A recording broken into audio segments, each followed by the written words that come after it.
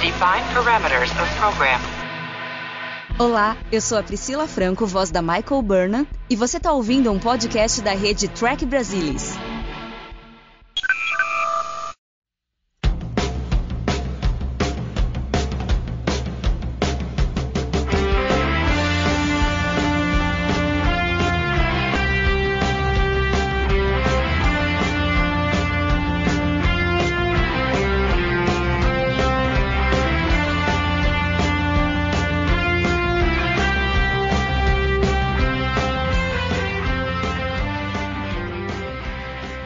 Olá, sejam muito bem-vindos. Eu sou o Fernando Odo Rodrigues e este é o Balde do Odo, o podcast que mergulha em todos os episódios de Deep Space Nine. E hoje nós vamos falar sobre o episódio 17, Dramatis Personae. Aqui comigo para conversar sobre esse episódio está aqui Luiz Castanheira. Boa noite, pessoal. É um prazer estar aqui novamente. Mariana Gamberger. Olá, pessoal. Muito bom estar aqui falando sobre esse episódio. E meu querido amigo Alexandre Bortolucci. Olá a todos. Prazer estar aqui novamente com vocês. E nesse episódio, a gente vê que todo mundo surta, exceto o Odo, que salva o dia. E isso foi o episódio. Obrigado, Castanho. Obrigado, Mário. Obrigado, Alê. Esse é o fim do Balde do Odo. Pera, o que é, produção? Ah, tem que falar mais? Tá bom.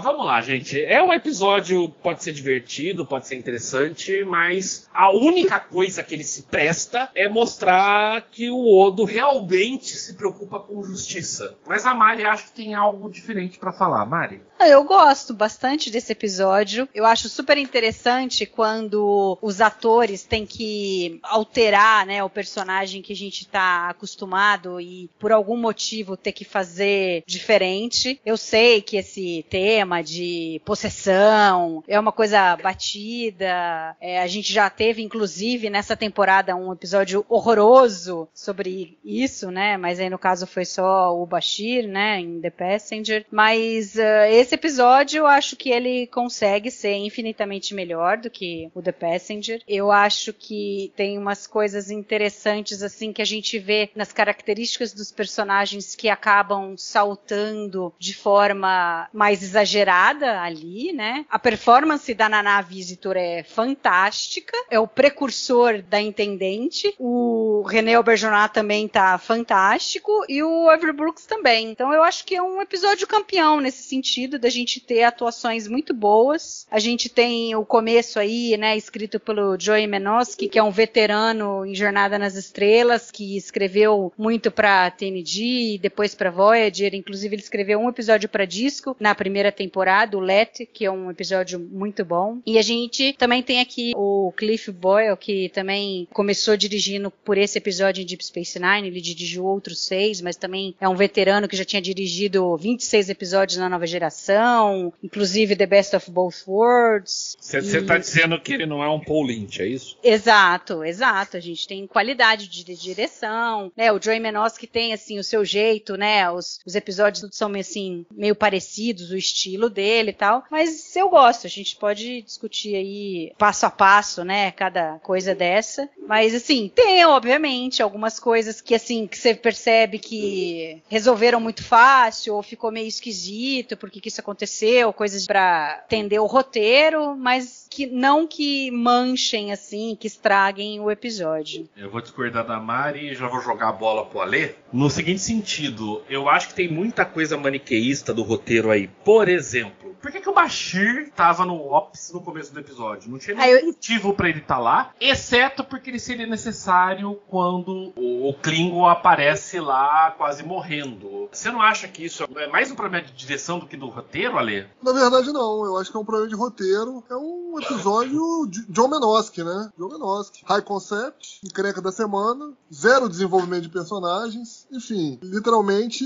é o resumo, né, da Bíblia dele.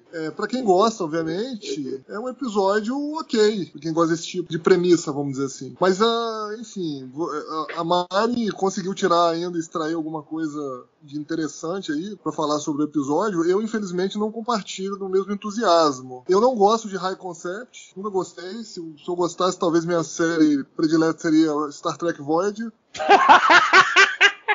entendeu? Mas não é. Então, né, nós estamos aqui no Balde do Ouro, que é um podcast de Deep Space Nine, que foi uma série conhecida por desenvolvimento de personagens. Então, infelizmente, esse episódio faz muito pouco pela série como um todo, pela história da série, e faz muito pouco por mim como espectador que, enfim, né, tem um apreço maior por desenvolvimento de personagem. Agora, o John Menosky, dentro do quadradinho dele ali de desenvolvimento de high concepts, né, para roteiros, ele é muito bom.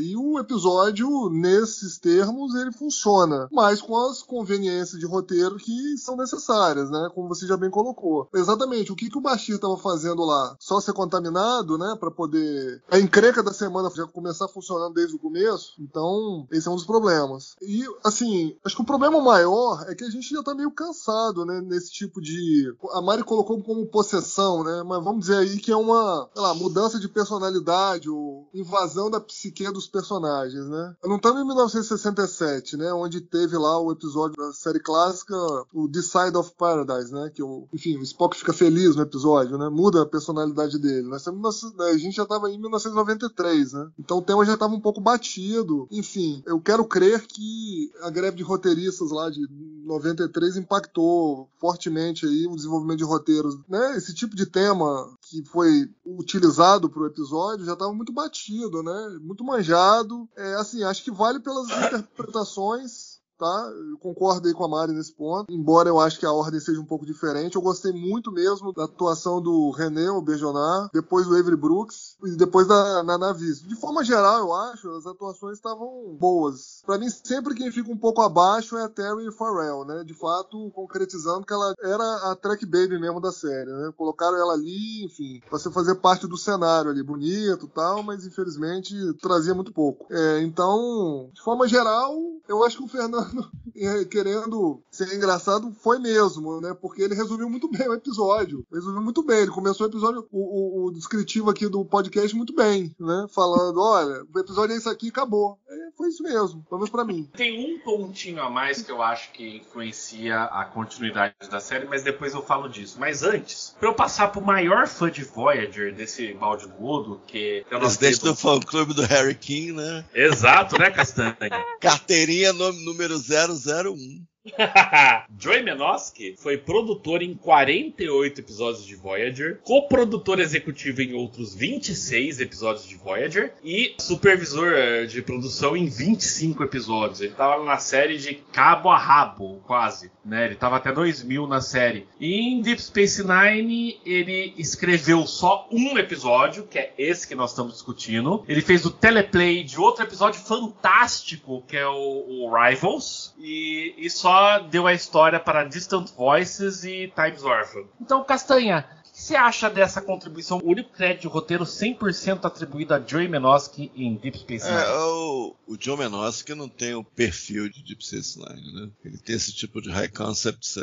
Geralmente, quando ele escreve sozinho, pelo menos nessa fase aí, ele estava muito preocupado com comunicação e eram coisas assim muito vagas, difícil de fazer dramaturgia sobre. Uma clara exceção aí seria o Darmok. É um episódio bem sucedido, considerado um clássico da TNG, mas eu não sei até que ponto ele foi reescrito também. Então teria que pegar a Bíblia, manual de referência da TNG para mergulhar mais a fundo nisso. Mas eu lembro, se eu não me engano, num certo período aí, final da TNG, começo de Voyager, ele meio que passou uns anos sabáticos na Europa e ele mandava roteiro meio pelo correio. Você tá sendo injusto. O Joey Menosky é só o único roteirista acreditado por aquele fantástico episódio chamado Masks, da Nova Geração. Então, Fernando, esse crédito é falho, esse crédito não é real. Eu tô falando, ele estava na Europa mandando coisas para jornada e eventualmente produzido. O Masks é um exemplo que ninguém entendeu nada do que ele mandou e ficou uma desgraça que foi.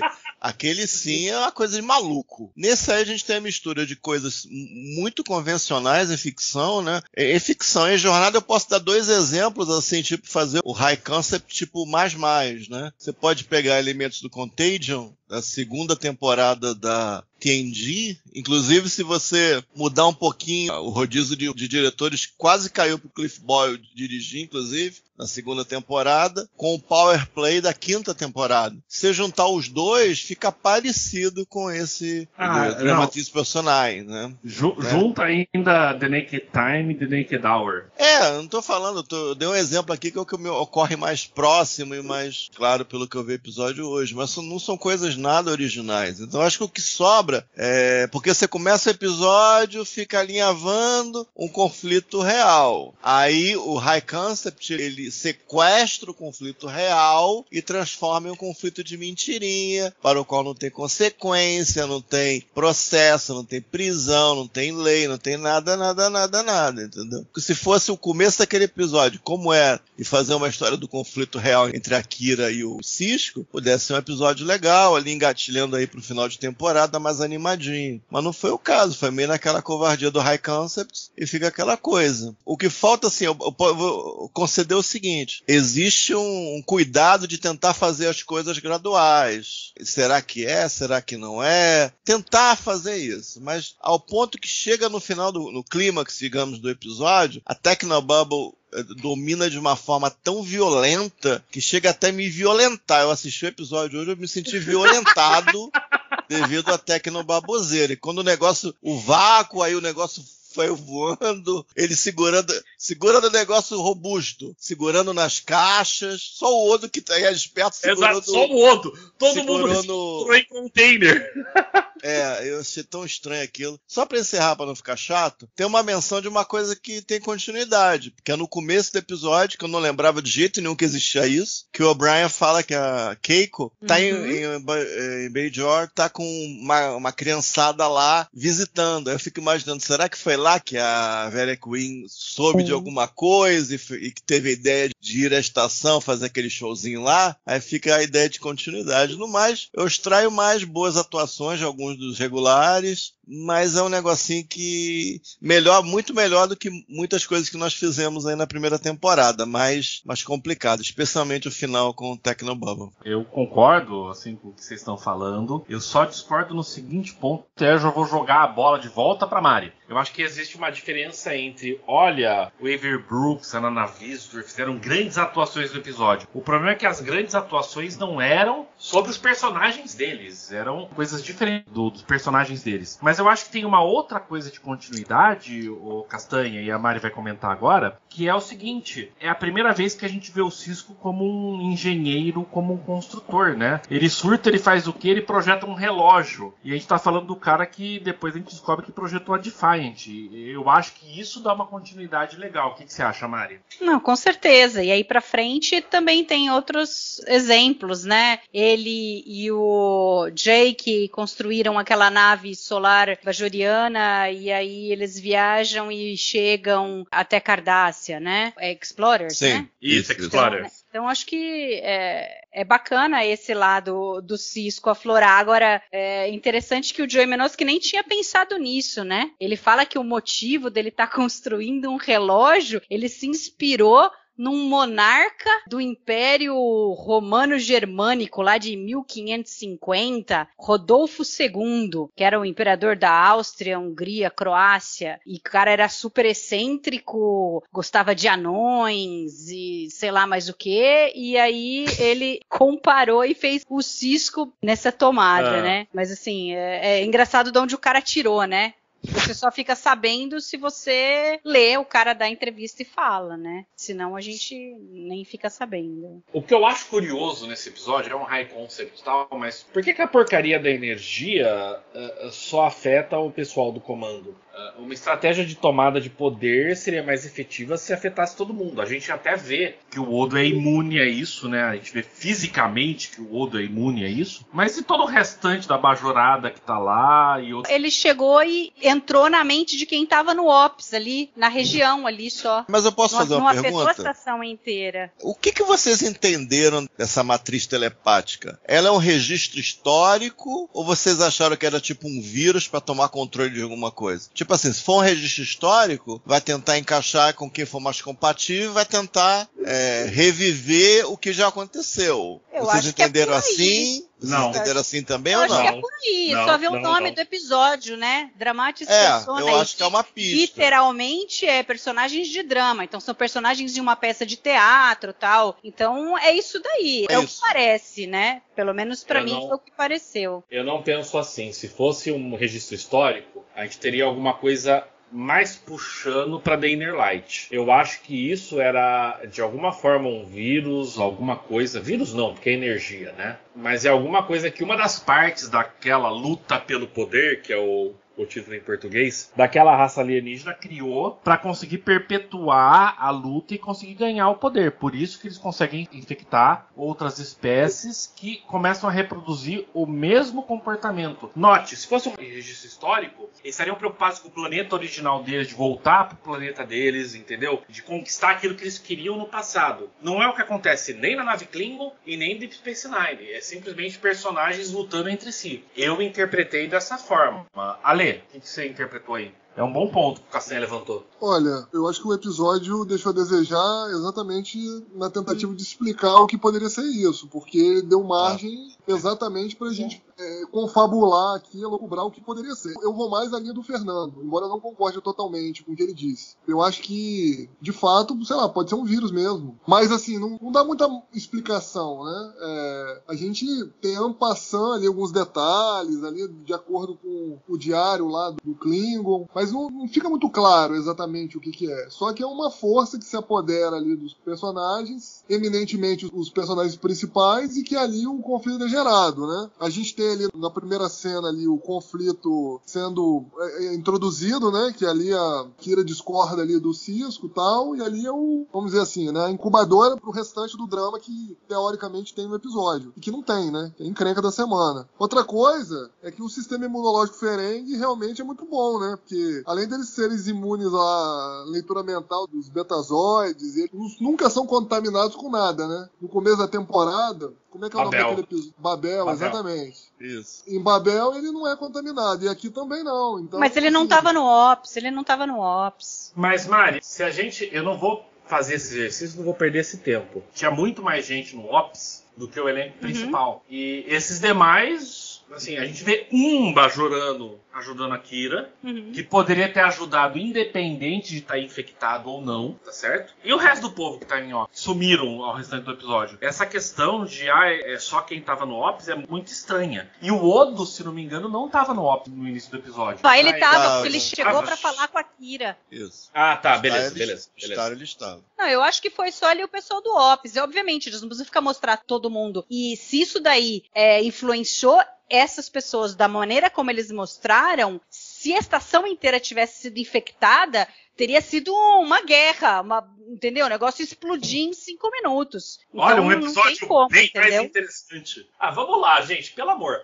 Vai ter uma luta pelo poder, a Kira tá lá articulando não sei o quê. Os dois mais extremos ali é a Kira e o O'Brien, né? E de resto o Odo tá meio que imune, o Bashir tá de estrategista lá, mas não se mete. A Dax surta e o Sisko surta também. E se vocês pararem pra pensar, os dois únicos personagens que realmente estão lutando pelo poder é a Kira e o O'Brien. Você concorda, Castanha? Que é bastante curioso, né? Parece uma falta de simetria, né? Eu nem acho o O'Brien, não sei, o maior representante da frota da federação, não sei. A Kira tudo bem, mas o O'Brien não sei. Não sei se a escolha foi a melhor possível. Tem mais mas a minha teoria em relação a isso aí é que o vírus ou a entidade, ou seja lá o que quer que seja, que infectou lá o pessoal de operações, ele exacerbou algumas características específicas de cada um, entendeu? Então, no caso da Kira, é aquela sensação de que ela precisa ser ultranacionalista, entendeu? Tá defendendo lá Bajor, né? Ela até comenta com o Odo numa cena que ela precisa de um capitão, um comandante que seja mais dócil, vamos dizer assim, né? Que seja mais sensível. Que é um marionete. Um marionete do governo bajoriano, né? Exato, então ela tá ali no ultranacionalismo dela, né? Que ela deve ter isso enraizado, mas ela controla isso civilizadamente, porque ela é civilizada. A partir do momento que tem um negócio lá infectando ela ela deixa o sentimento verdadeiro dela aflorar. O O'Brien, pra mim, é a mesma coisa. Ele falou, olha, tô com o Cisco até a morte. Então, tipo assim, eu vou fazer o que for possível pra defender aqui o meu capitão. E aí a hierarquia da frota ali, né? Entendeu? Falando mais alto, né? Eu só entendo a Kira. Eu não sei porque o começo do episódio ajuda isso, ou porque a Kira é mais fácil de posicionar assim. Mas eu só entendo a Kira. Os outros eu tenho imensa dificuldade. Mas se você olhar em retrospectiva, o que o Cisco fez pro O'Brien lá em Captive Pursuit, né, que ele livrou a barra dele, segurou a onda dele, né, que ele podia ter sido punido, né, exemplarmente punido ali, por ele ter ajudado o alienígena, eventualmente ter feito uma interpretação da primeira diretriz diferente. Pô, o Cisco limpou a barra dele ali, então não sei, né, se ele tem uma dívida de gratidão ali, isso também foi exacerbado, entendeu? Não, isso só demonstra que o Cisco é muito melhor comandante e capitão que o Picard, é só pra isso que serve. Não, mas olha só, e o Cisco? O Cisco tem aquela coisa da diplomacia, né, que ele deixou na mão do Quark uma vez, e qual foi a outra coisa da diplomacia que ele deixou na mão do outro também? Ele deixou na mão do Bashir, né, pra cuidar dos embaixadores. Foi do Bashir, né? Isso, então ele tem essa coisa, deixa, mas sei lá, gente. Não, e tem a coisa do começo, tem a coisa do começo de que o Cisco não queria estar ali. Tinha isso também. Claro que aos poucos a situação foi conquistando, né? Ele foi gostando de estar ali, ele percebeu quanta coisa boa ele pode fazer para trazer Bajor para a federação, tal, mas no início não, então pegou isso daí dele, né? E eu acho que da Kira também, eu acho que tem uma coisa legal, vocês vão discordar, mas enfim, que eu gosto que no final ela ficou com vergonha do que aconteceu. I know that none of us was really responsible for our actions, but I feel I owe you an apology. For attempted mutiny. Well, yes. I think we'll let it go. This time. Porque essa Kira que apareceu agora, por conta desses alienígenas, sei lá do que aconteceu, era uma Kira que a gente poderia pensar que poderia muito bem ter acontecido logo no começo, quando ela não acreditava na federação, quando ela não conhecia o Cisco. E ao longo da temporada, ela vem crescendo essa confiança nela no Cisco, a amizade deles, o saber trabalhar junto, tal. E aí, de repente, ela faz isso daí e ela fica com vergonha do que ela fez, porque não era algo que ela queria, não era mais ela, né? Ela estava procurando outra coisa, ela estava procurando um consenso com a federação, né? E aí a gente vê isso no último episódio, que isso vai ser muito forte, e ainda mais lá no início da segunda temporada. Então eu acho que é uma continuidade, apesar do que ela fez zerar, né? Não era ela que estava fazendo aquilo, não era ela que queria fazer um motim, mas tinha ali na raiz dela essa coisa de ser contra a federação, de que eles não deveriam estar ali. Começa o episódio dela brava porque o Cisco não quer fazer a coisa do jeito dela, entendeu? Então eu acho legal isso daí. Eu gostei dessa parte. Não, aqui eu consigo entender a lógica que eles usaram. Os outros, a Dax meio que tomou sei lá, um antidepressivo, alguma coisa assim fora da dosagem. O Cisco virou meio aquele cara do Apocalipse Now, ficou lá dentro se isolou, o O'Brien toma conta, vou aqui projetar os meus relógios. Sei lá. Mas a hora que precisa, o Cisco vai pro vamos ver, né? Porque ele várias vezes mesmo. Ali, a hora que o O'Brien chega pra ele e fala assim, não, porque a Kira pode tentar matar você, tal lá, me dá um phaser que eu vou agora. Me dá um phaser. Ele, não, calma, tal. E ele, né, o O'Brien acalma o Cisco e tal. Porra, e a porrada que ele deu no Bajoriano, gente? Pelo amor de Deus. Eu ia perguntar pra vocês uma coisa. Vocês acharam estranho a Kira jogar o Quark na parede? Aquilo ali computa direito pra vocês? Eu achei ótimo. O Quark é tão leve assim? Nesse sentido. Não, nesse sentido não computa, não. A cena em si, vamos lá, em termos de construção de personagem, ainda que seja mínimo nisso, a Kira não suporta o Quark. Uhum. Então faz sentido ela influenciar, ela jogar ele longe. Agora, fisicamente falando, é estranho, você tem razão. Ela deu porrada em Cardassiano. Lembra a porrada que ela deu no Damar? Porrada é diferente de você pegar alguém, levantar e jogar longe. Não, porrada eu acredito, Mariana. Eu achei engraçado ela pegar e jogar o cara na parede.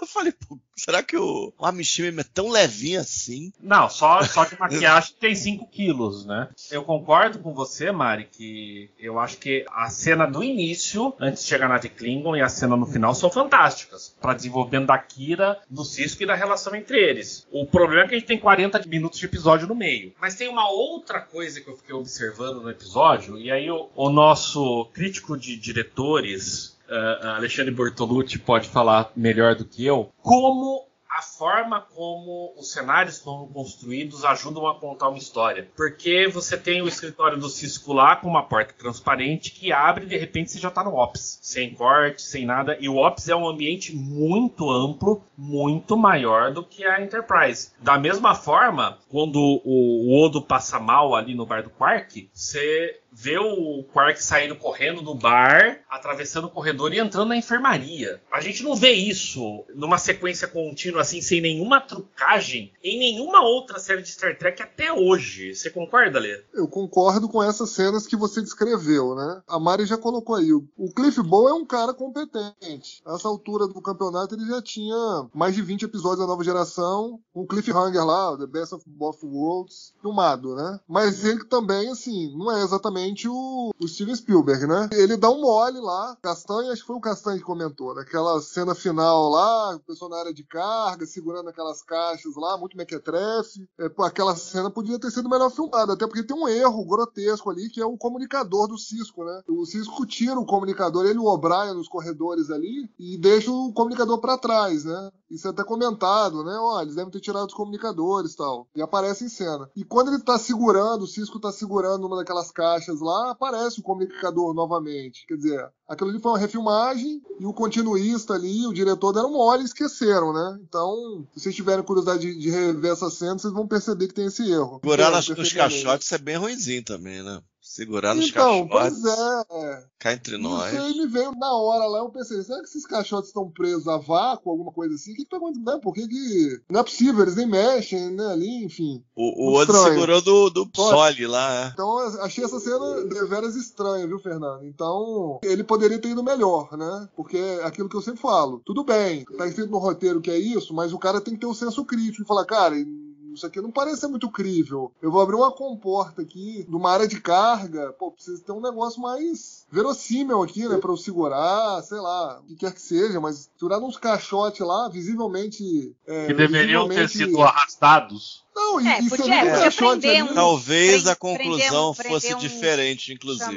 Talvez a conclusão do episódio fosse diferente. O problema ali é ali, aquele prop ali, chama de prop aqueles negócios, né? O que fica ali na cena ali, de cenário, vamos dizer, avulso. O prop ali tá, assim, não dá pra acreditar que aquele troço é pesado o suficiente pra não se mover com uma comporta de vácuo aberta, entendeu? Então ficou esquisitaça a cena. Também não gosto muito do efeito especial específico dessa cena. Acho muito fraquinho. E, cara, isso aí, infelizmente, uma parte você tem que jogar na conta dele, né? Do Cliff Bowles aí, porque como é que o cara não vê um negócio desse? Mas, enfim, o restante das cenas eu concordo com você. De fato, ele fez algumas filmagens em planos diferentes, ele usou colocação de câmera em locais incomuns, que a gente não tá acostumado. Aí é o que você falou, o Ops lá, que com o Paul Lynch parecia um quartinho, virou uma sala maior, entendeu? Mais interessante. Os próprios ângulos que ele filmou de dentro lá do escritório do Sisko e em outros locais da estação também são diferentes. Então, nisso ele ganha pontos. Agora, realmente não foi uma direção perfeita. Longe disso. Como você disse, ele não é Spielberg, né, Ale? Só aproveitando aqui, hoje no grupo do Telegram do Trek Brasilis, você ainda não está acompanhando? Entre no grupo do Telegram do Trek Brasilis. Tem uma enquete sobre qual é a sua série favorita de Star Trek. Nesse exato instante, com 69 votos. Deep Space Nine em primeiro lugar, com o dobro de votos da série clássica, com o dobro de votos da Nova Geração e com o dobro de votos de Discovery. Apesar de episódios como o Dramatis Personae, né?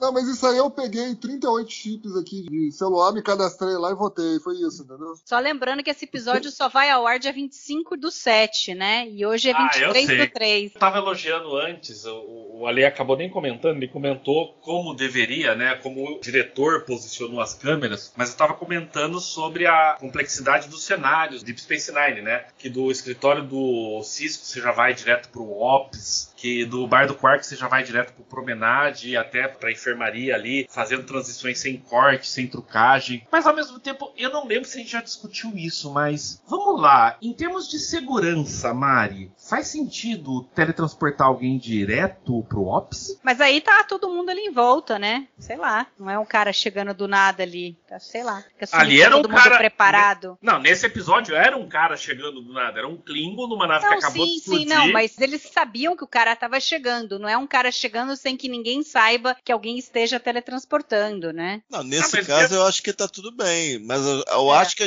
nós tivemos casos em que não estava. Eu acho que a questão é essa. Porque a priori deveria ser um lugar travado para teletransporte, né? Ninguém deveria poder teletransportar para dentro e para fora do Ops, a não ser com alguma autorização especial, sei lá, do Odo, do Cisco, da Kira, né? Mas ainda assim, vamos lembrar, o Tosk foi transportado direto pro Ops também. Aqui a gente até pode racionalizar que era um Klingon. Não, o Tosk entrou com a nave. O Tosk entrou com a nave. O O'Brien acha ele na nave. Você tem razão. É que eu acho que teve um caso que foi transportado e entrou com o vírus. É isso que você tá falando? Teve esse caso? O do The Forsaken, né? Mas é o vírus que eles fazem o download do vírus, não. Do programa de computador daquela sonda para dentro do computador. Mas aí não faz diferença se era no Ops ou não. Foi para dentro do computador da estação, que é único, Não, né? eu tô perguntando... O vírus do Babel estava dentro da estação já. Eu tô perguntando por causa desse episódio específico, que eles transportam um Klingon lá e o Klingon infecta o povo. Entendeu? Então, eu tenho uma teoria. Diga lá, Lê. Uma teoria em relação a isso. A minha teoria é a seguinte: nós estamos numa estação cardassiana, foi feito pelos cardassianos para ser usado como posto de mineração. Então, eu estou entendendo que pela hierarquia cardassiana, os caras usavam lá, sei lá, vai transportar lá os escravos bajorianos para trabalhar, os caras vão tudo entulhado lá numa nave, num container, e chegam como se fosse um caminhão lá, um vagão lá, e eles são, vamos dizer assim, né? Eles são transportados via transporte comum. E que os teletransportes, teoricamente, seriam usados ali só pela parte de comando ali da hierarquia cardassiana, entendeu? Soldados em si, entendeu? Como aí depois a estação foi abandonada, foi consertada lá pela federação, não dava para mudar o layout, né? Então, acho que é por isso, entendeu? Entendo, racionalizo que seja por isso. A racionalização dentro do universo sua tá perfeita. Eu tô pensando em termos dos designers de produção quando pensaram nisso, entendeu? Um dos designers de produção, inclusive, lá do Promenade e dos cenários internos de Deep Space Nine, foi inclusive o cara que fez o relógio que o Cisco montou nesse episódio, o Ricardo Delgado, né? Aliás, relógio lindo. Eu acho assim, eles sempre tentaram trazer um certo quê de veracidade, né, nos cenários que eles produziam. Inclusive, na época, Deep Space Nine era o maior cenário fixo, exatamente. Era o maior cenário fixo. Não Deep Space Nine, o Promenade. Exatamente. O Promenade que era contínuo, né? Não eram pedaços, né? Tipo, olha, esse pedaço aqui eu vou gravar numa outra sala. Não, era um cenário contínuo, né? Era uma coisa só. Isso, inclusive, a gente vai falar mais daqui a 3 episódios. Enorme. Daqui a 3, 4 episódios nós vamos falar quando a gente entrar na segunda temporada, porque tudo que tem no segundo andar de Ops foi muito ampliado quando eles foram para a segunda temporada. E aí o set se tornou maior ainda. Eu realmente não tenho muito o que pensar nesse episódio, então eu vou jogar a bola pro 6, tá certo? Castanha, o que mais você quer falar que eu não te perguntei desse episódio? A Mariana falou uma coisa interessante, que a gente pode ver alguma coisa de precursor do universo do espelho, né? No caso do episódio seria o crossover. Da caracterização, eu concordo novamente no caso da Kira. Eu vejo a Kira, parece que a Nana Visitor, ela mais de uma vez ela falou que o jeitão dela é mais um jeitão meio um pouquinho mais vamp, um pouquinho mais sensual, soltinho e tal. E ela o jeitão natural dela é mais como essa versão da Kira se aproximou do Odo, depois se aproximou da Jadzia. Então eu vejo um precursor. No caso do Cisco eu tenho um pouco de dificuldade, o Odo mais ainda, né? Porque o Odo, Não tá muito claro se foi um precursor. O desse episódio é extremamente equilibrado. Eles jogam em cima do muro todo o tempo possível, vai ganhando tempo ali, de cá, entendeu? É até interessante o que ele faz, né, o que é escrito para ele fazer, dado todo o resto. O personagem do O'Brien, do Smiley, é bastante diferente. Esse O'Brien dessa semana foi um pouco mais virulento. O Smiley do Universo do Espelho era mais inocente. Eu tava pensando, quando a Kira entrou pra falar com o Odo, eu fiquei pensando, será que a Kira tá jogando que de algum modo ela sabe que o Odo tem uma quedinha por ela já? Mas aí eu fiquei pensando, na sequência ela faz basicamente o mesmo que eu já dizia, né? Aí eu falei, não, acho que não. Acho que não, porque ela demora muito tempo pra ela descobrir isso. Ela foi bem inocente. Nessa parte ela foi super inocente. Ela nunca foi boa de relacionamentos e de saber que alguém gostava dela, tal, que estava interessado nela. Na realidade, ela só descobre mesmo quando o Odo fala pra ela em Children of Time. Ela fica chocada, né? Até então ela não tinha ideia. Só uma última pergunta rapidinho pro Castanha. Castanha, deixa eu ler uma frase aqui. Para os interessados, minha alter caracterização favorita é a do Neutro Bashir. Foi o que você escreveu no guia de episódios desse episódio, lá no conteúdo clássico do TB. Continua sendo a sua favorita? Eu nem sei o que você quer dizer mais, cara. Faz tanto tempo. Minha alter, cara, pra você ver como é que eu sou enrolado, né? Minha alter caracterização é do Neutro Bashir. Favorita é do Neutro Bashir. Cara, eu vi hoje o episódio, eu não sei nem o que pensar. Tell me, Odo, do you share my concern over this Valerian situation? Concern? I think you know what I mean. Why don't you tell me? Then you can be sure I know. Just don't be surprised if the uneasy alliance on this station starts to show a few cracks. What uneasy alliance? Commander Sisko and Kira. Mark my words, there's going to be trouble. Não, mas você falou uma coisa que faz mais sentido até hoje. A última frase no guia de episódio. Joey Menosky em Deep Space Nine? Por favor, não! Não, mas é aquilo que eu falei, não tem... Ele acabou sendo um bom parceiro, né, pro Brannon Braga em Voyager, acho que a partir da 3ª temporada, se eu não me engano. Aí ele já tinha voltado pra Hollywood, já tava aqui, né? Não é mandar pelo correio um bagalho de 100 páginas. Faz o episódio daí, sei lá. Se vira. Maluco. Mandava por fax. Como é que eles aceitavam? É porque é muito episódio, só pode ser isso. É muito episódio. O cara pegar um bacalho de 100 páginas, vou depurar aquilo ali pra fazer um episódio. É uma coisa de maluco. Isso é coisa de maluco. Mari, o que mais você quer falar que eu ainda não comentei, que ninguém comentou ainda? Manda lá. Tem uma trivia boba, mas que é engraçado, que eu já tinha visto a Naná contando, mas eu não sabia que tinha acontecido nesse episódio, né? Não lembrava. Mas ela escorregou numa escada, caiu, bateu as costas, né? E aí ela queria continuar trabalhando e tal, mas mandaram ela falar, não, você tem que ir pro hospital e tal, né? E ela foi... O Rick Berman, isso. Que mandou. Ela foi do jeito que ela tava, né? E aí, a hora que ela chegou no hospital, os médicos foram acudir porque acharam que ela tinha quebrado o nariz. Porque ela foi maquiada. Foi nesse episódio. Eu não lembro quando foi, mas tem relato dela em convenção, sei lá, ela contando sobre isso, né? Existem histórias parecidas ao longo dessa. Não, com certeza, né? O povo saindo maquiado e tal, deve ser muito normal de acontecer. Outra coisa que eu gosto da interação do Quark com o Odo.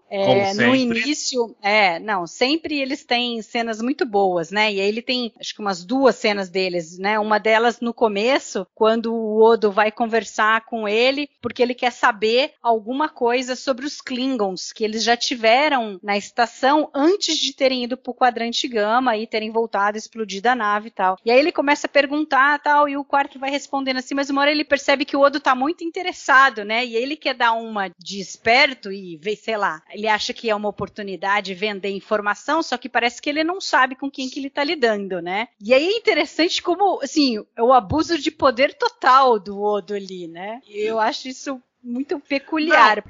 And, what did they say? Crafty tonight, Odo, aren't we? Looking for clues about the fate of the Klingons. If I tell you what I heard, what do I get in return? The chances are what you heard won't help, so why should I give you something for it? Because Otherwise, I heard nothing. That damaged holosuite. Work Crew 7 is probably doing the repairs, am I right? Uh-huh. Well, it looks as though I might have to put in a priority request for Work Crew 7. The bulkheads in security could use a little shoring up. They said they'd be coming back through the wormhole with something that would make the enemies of the Klingon Empire tremble. E tem uma continuidade aí, porque ele já fez isso antes, né? Sim. Lá sim. no Dax, quando ele fala, as restrições aqui, novas regras de incêndio, essa porta é muito baixa e tal. É exatamente o que ele faz de novo agora. Sim, exato, né? Ele fala, não, olha, a equipe de manutenção 7 lá não tá consertando o holodeck e tal, né? Eu posso precisar ele sabia dela, até tal. o número, né? Ele verificou antes, né? Sim, não, com certeza. Ele sabia o número. Ele foi já municiado, né? Porque ele sabia que ele ia precisar, né? E aí depois, a hora que o Quark chega, né? Que a Kira mandou ele voar longe ali no bar, ele vai, né? Com o colar cervical e tal, né? Que na realidade era falso, né? Ele já tava bem, mas ele vai lá, ele quer reclamar, porque ele também tá achando que ele vai ganhar alguma coisa com aquilo. Só perceber na cena, eu acho isso muito legal, que ele começa a cena falando assim, ai, Akira, não sei o quê. E quando o Odo sai do escritório pra continuar a tentar resolver o problema, o Quark sai atrás dele e começa, né? Odo! Eu quero ser compensado! Ele já começa a gritar, do tipo, que dor, que nada, ele tá bem.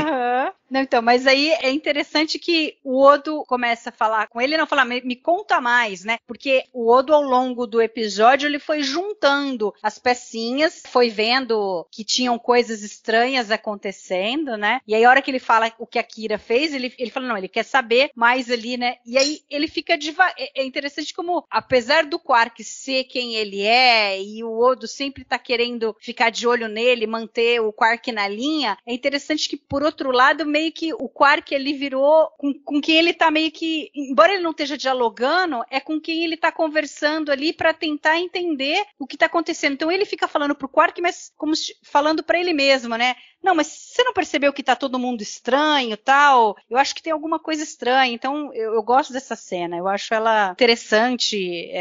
O René com o Armin, sempre que eles estão atuando na cena ali no mano a mano, é muito boa. Não precisa de muito para fazer a cena deles funcionar. E além disso, voltando ao colar cervical, ele não parece um adereço, um prop, né, de jornada, parece uma coisa assim de prateleira. É bem fraquinho, muito fraquinho o prop.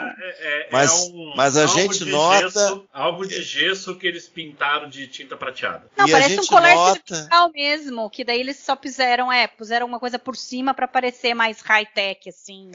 Coisa de prateleira mesmo. Plástico, mas assim que ele chega ali, no contexto de Star Trek, seria se ele tivesse machucado, seria uma coisa trivial de resolver em Star Trek. Em 30 segundos o Bashir resolveria. Sim.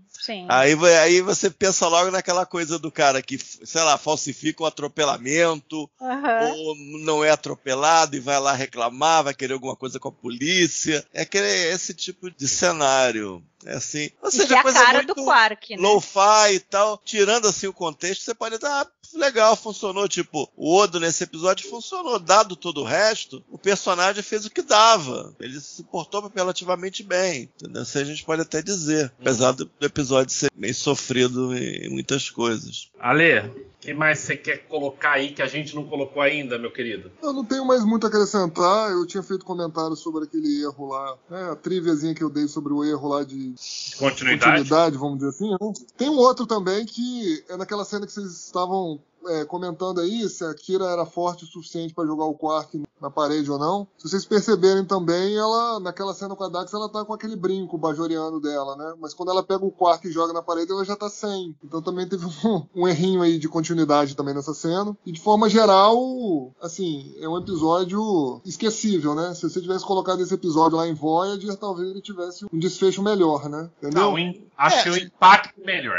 De certa maneira, já, como eu eu juntei, de certa maneira ele já foi feito, as duas metades dele foram feitas na TNG. Realmente a originalidade não é o forte da coisa. Como eu não assisti praticamente nada de TNG, então pra mim não era algo batido e que já tinha sido feito em Jornada nas Estrelas. Então, assim, pra mim valeu, entendeu? Eu acho que talvez um pouco disso tenha a ver com o fato de eu gostar do episódio, né?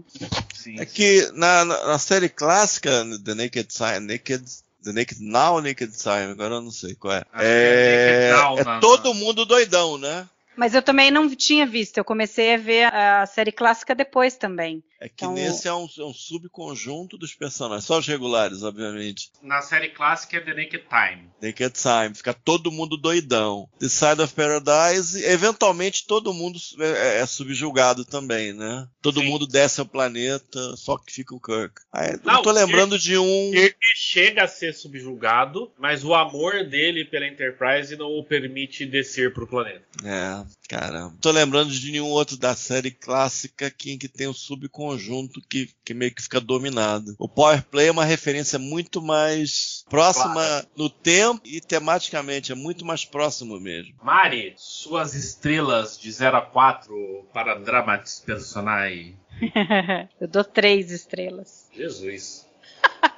Não, eu gosto do episódio. Eu acho que ele poderia ser melhor se eles tivessem elaborado mais a questão dessa coisa que tomou-os e tal, se a gente soubesse um background do porquê, talvez ficasse mais rica a história. Mas eu gosto de ver os personagens agindo diferente, eu gosto particularmente da Kira, ela é a minha personagem principal, então eu adoro as duas cenas na delegacia dela com o Odo são fantásticas, ela com a Dax, ela ali com o Cisco e a história inicial e final, antes deles serem tomados pela entidade alienígena, sei lá o que, e depois. Então, pra mim, é um episódio que destaca, né, a personagem da Kira. Da mesma forma que eu gosto muito de Past Prologue, eu acho que e Progress, né, embora Progress seja melhor do que esses dois, mas eu gosto bastante e por isso são 3 estrelas. Ale, de 0 a 4, manda aí. 1,5. Luiz Castanheira. Eu vou de 2, eu acho que ele é melhor que muita coisa que a gente avaliou, mas as coisas que eu mencionei meio limitam o alcance dele aí. Tem coisas boas, as atuações são boas? São, não vou discutir que as atuações são boas e talvez o posicionamento do Odo e tal, essas cenas de marcador de livro da Kira, mas o episódio em si é meio complicado. E o final eu acho muito sofrível. A parte de tecnobaboseira eu acho, pra resolver, quando chegar, tem que resolver, eu acho muito ruim, muito mesmo. Aí vai 2 estrelas, acho que é o suficiente. E Luiz Castanheira sempre coerente. Você sabe quanto você deu de estrelas 2 décadas atrás para esse episódio, Castanha? Deve ter sido 2. Exatamente. Não, mas teve nota que mudou, eu acho. Acho que o Baroline mudou. É que esse ainda não foi atualizado, então. Eu também vou dar 1,5 estrelas, acompanhando meu amigo Alexandre, o que faz com que nós tenhamos uma nota média de 2 estrelas para esse episódio, graças a Mari, que deu 3, subindo a média, né, Mari? Exatamente. Mas eu me senti bem melhor assistindo esse do que alguns que a gente fez, que realmente foram difíceis. Não, mas peraí também, ô Luiz, mas aí vamos lá, né, amigão? Pô, como assim? Você vai comparar esse aqui com o horroroso, horrível Move Along Home? Realmente não dá pra comparar, né? Mas Move Along Home... A gente fez uns tipo The Passenger... Storyteller, a gente deu 1. Esse episódio é muito melhor do que o Storyteller. Não, muito melhor não, ele é melhor. Muito melhor é um exagero, né? Muito melhor é um exagero. Não, eu me senti, olha só, até o final eu me senti melhor assistindo esse. O final eu confessei que eu me senti mal no final. No clímax. Até que no baboseira eu fiquei com vergonha de estar assistindo. Tipo, foi demais. Cara, achei um pouco melhor. Eu fiquei com a sensação de estar assistindo o episódio Voyager em Deep Space Nine. Aí não dá, cara. Isso a gente vai falar no fechamento da temporada. Tentar recuperar essas coisas. Isso é um ponto importante. Exato, a gente tá já no final da temporada, né? O próximo episódio é o pior da história de Deep Space Nine, só que não, né? O oposto, né, Mari? É o melhor de Jornada nas Estrelas, ponto final. Mas vai ser legal, finalmente, né? Vai ser legal, finalmente. Acho que desde o Emissário vai ser um episódio bom pra gente conversar, né? Realmente bom. Mas até lá, daqui a 15 dias, quando sair o próximo balde, eu deixo aqui meu agradecimento pro querido Alexandre. Eu que agradeço novamente a oportunidade de participar aqui do podcast com os meus queridos amigos. Até a próxima. Pra minha querida amiga Mariana Gamberger. Foi um prazer estar aqui com vocês. Embora vocês não tenham gostado do episódio, mas não tem problema. Eu gostei por vocês. E finalmente, o cara que mais pensa na Lupsuana Troy, Luiz Castanheira. Foi um prazer falar sobre todos os episódios com vocês. Até a próxima. É isso aí, temos muito episódio pela frente, são 173 no total, a gente ainda tá no 17, então tem muita coisa pela frente. E a gente se encontra aqui de novo no próximo Balde do Odo. Até lá, fui!